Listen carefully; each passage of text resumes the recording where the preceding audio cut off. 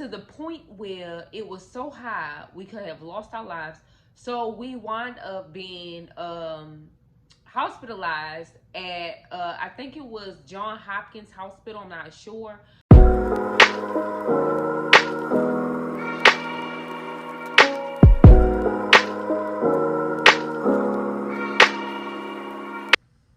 Hello everyone and welcome back to my channel, or welcome to the channel if you are new here.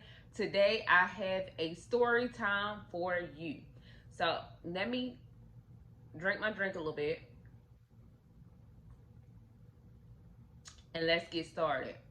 So today's story time is how I got robbed of $100,000. I lost all of it, you guys. So today I want to talk about it, and this is a personal story time. So I was about 5, maybe 6 years old, and I had got lead poison. For those of you who don't know what lead poison is, it's basically lead based paint that was used in the 1800s and the beginning of the 1900s or whatever for homes. It's like the paint inside of your home or whatever.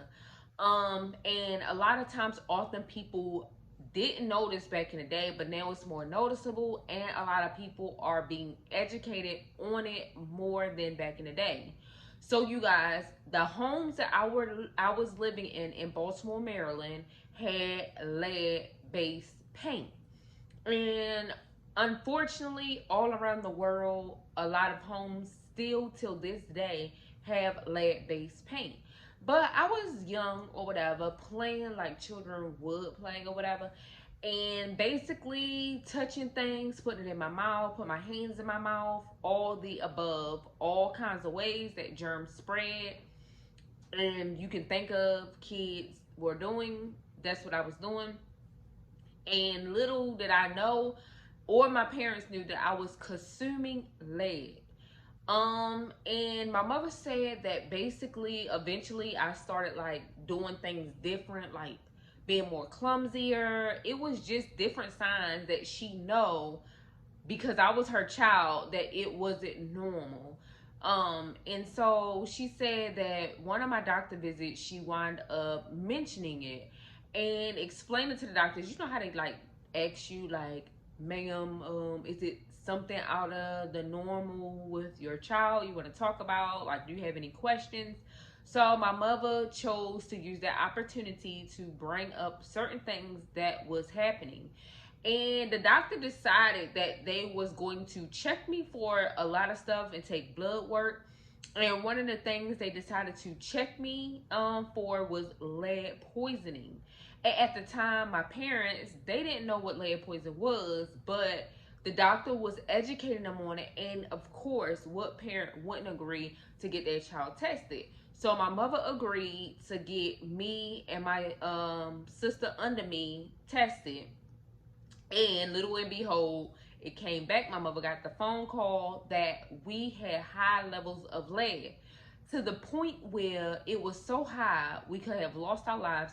So we wind up being hospitalized at I think it was John Hopkins Hospital. I'm not sure, but we was hospitalized at one of the greatest hospitals. I mean, what parents wouldn't want the best for their children and make sure they're getting the good doctors, the people that's going to help them.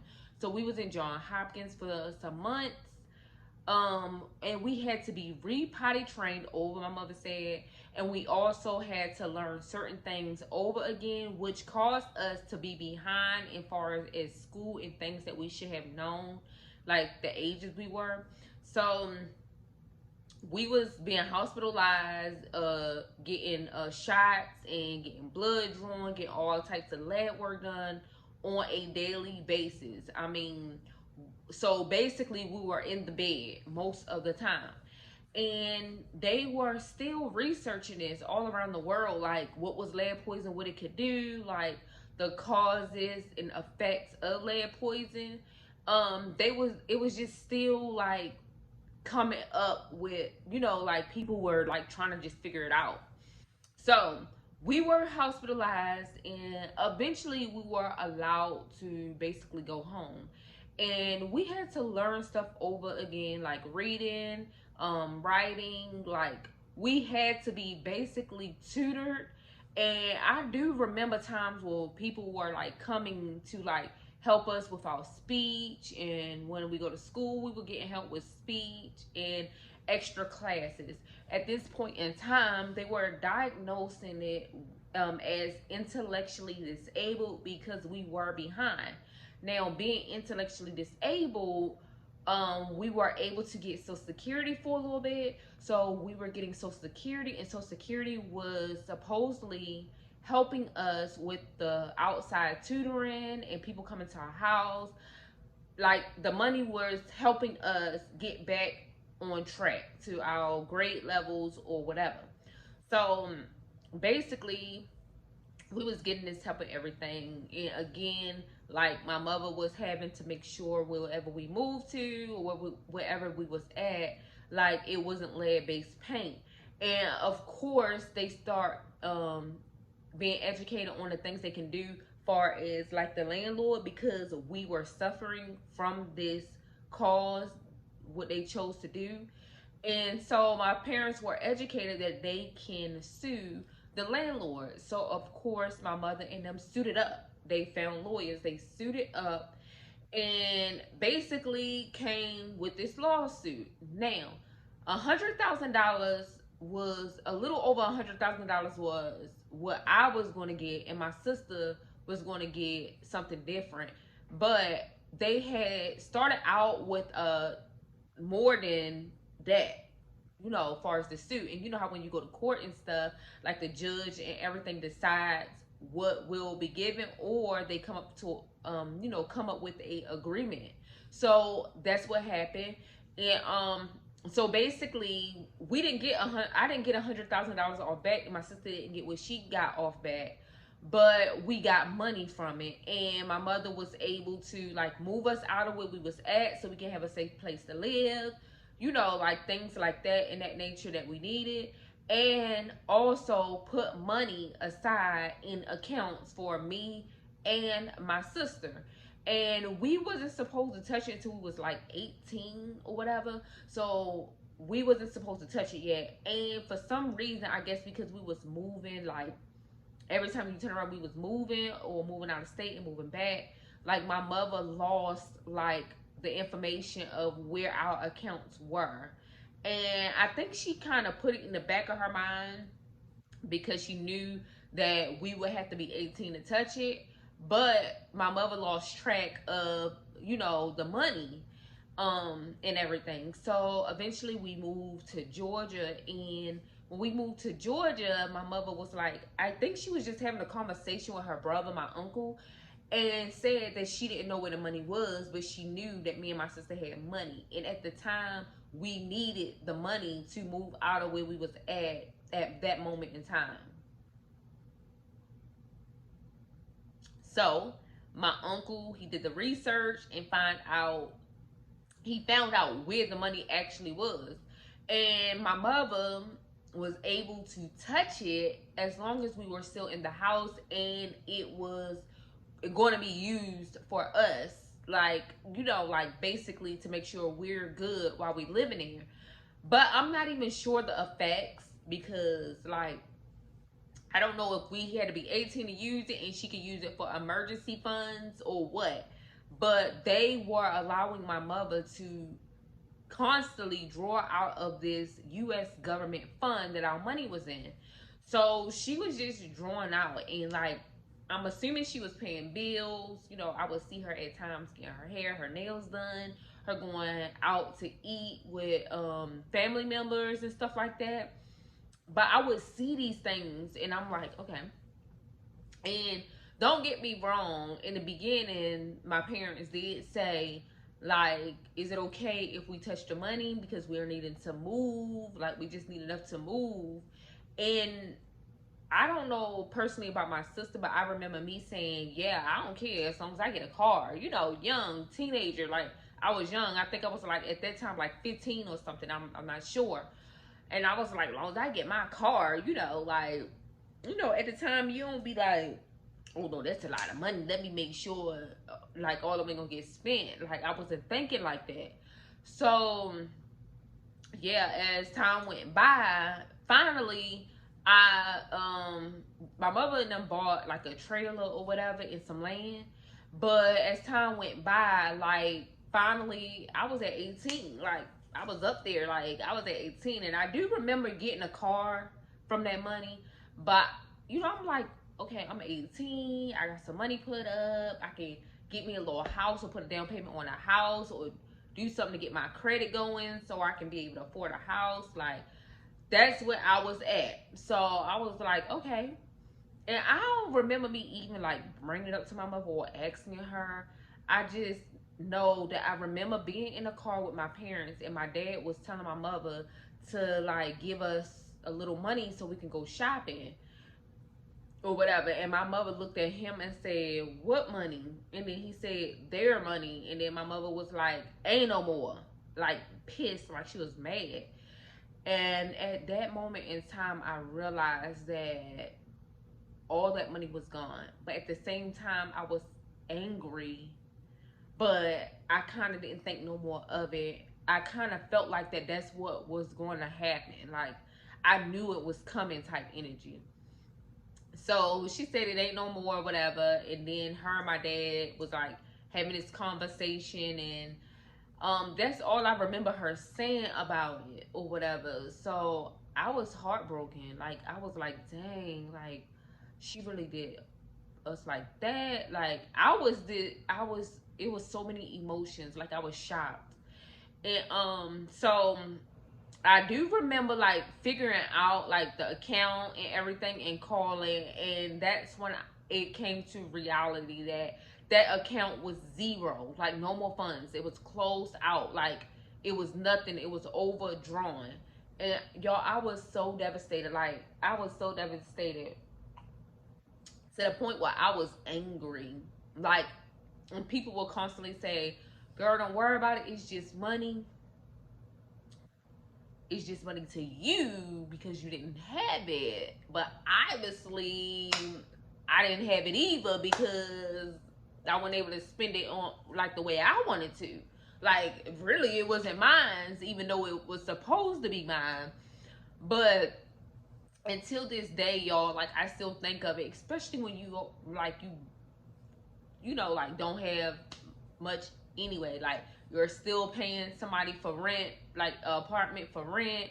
You still trying to get cars, like your credit ain't the best. Like this shit is real. Like when you like have all of this money, you can't like it's not in your thought process that oh like I had this money. But when you don't have a lot of money and sometimes needing money, like it comes back like damn, like I really had this amount of money, I really could have did this with this money, and now I don't have anything. Like I was like sad for a while.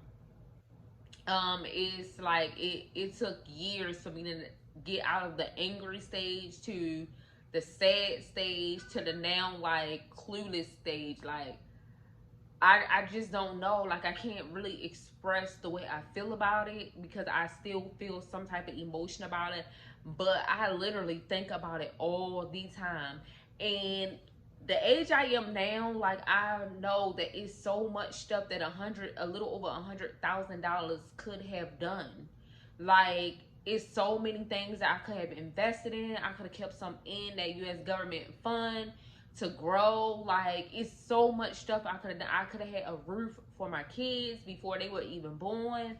Like it's so much stuff that could have been done with that money, but unfortunately like I didn't stand a chance. Like I didn't have a chance even with that money.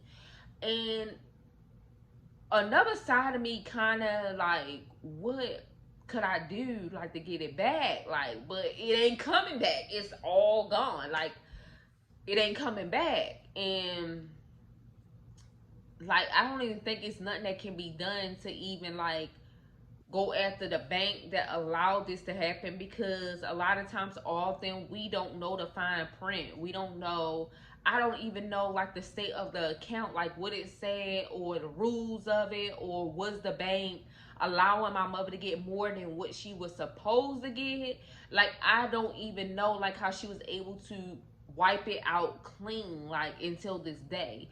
And a lot of times often I don't even bring it up to her. Like technically I don't. I think one time I got real angry about it and said something, and it made me feel like she felt like in her own way like it wasn't our money because she the one who like sued the landlord type stuff. But y'all, it's hard, especially when you know you had money that could have helped you, and now you don't have it, and like you don't even know how it smelt or feel like. And like it was being drawn out of the big account into a smaller account, but since like the check had her name over top and then ours, like I don't know. And it been so many years, and I don't even think like I could go after the bank because I don't even think that bank is even there anymore. I think somebody bought it. You know how banks do. Like I don't even know, but yeah, I was pretty devastated. And this is my first time actually like talking about it. I feel like since I have a platform, I might as well like somebody else probably went through the same thing. Like they can experience the same thing. But like I feel like with the lead poison, like I should have gotten some type of something out of it, and it should have been more than $100,000 because yet that lead poison followed me even into my adult years. Like I still struggle with certain things that people might not be aware of or know of, but a lot of like me comes from me actually like teaching myself and figuring it out on my own. Like and a lot of times often like at school the teachers would say like you mature for your age. Like if people listen to you speak, like they would be shocked how old you are because you speak older than you are. And like, but little do they know, like deep down on the inside, ooh, I was struggling. So I do think that lead poison follow you even into your adult years. It's a lot of things that still occurred when I was younger with lead poison. And even though they say that they got all like the high levels of lead out, like it did so much damage before they even caught it, I feel like. But you guys go do your research on lead poisoning and just keep in mind that it's still out there in some of these homes. And it's weird because a lot of these like apartment buildings and stuff like that, they're making you, when you sign your lease, sign paperwork saying like if you was to get lead, you know, on that property or whatever, you can't sue. So be mindful when you move and reading that stuff that you read it all the way through the whole lease, because they got hidden gems in there about lead poisoning and stuff. And sometimes they have a whole packet about lead poisoning. And I guess I'm assuming if you don't agree with not suing them, they won't give you the apartment. I'm not sure. But yes, read the small lines at the bottom of any contract, of any lease, and read the fine print on anything. You guys be careful what you're signing, because lead poison is not as big in America like talked about, but it's big. It's something that can literally take you or your kid's life. It's poisoning in your body, running through your body. So like it's dangerous, it's not safe, and I think a lot of people should be aware of it. But you guys, if you have any questions, drop them down below. And yeah, that's how over $100,000 got vanished out of thin air, like right up under my nose, got taken from me. So you guys, thanks for watching. Don't forget to like, comment, and definitely subscribe. Peace.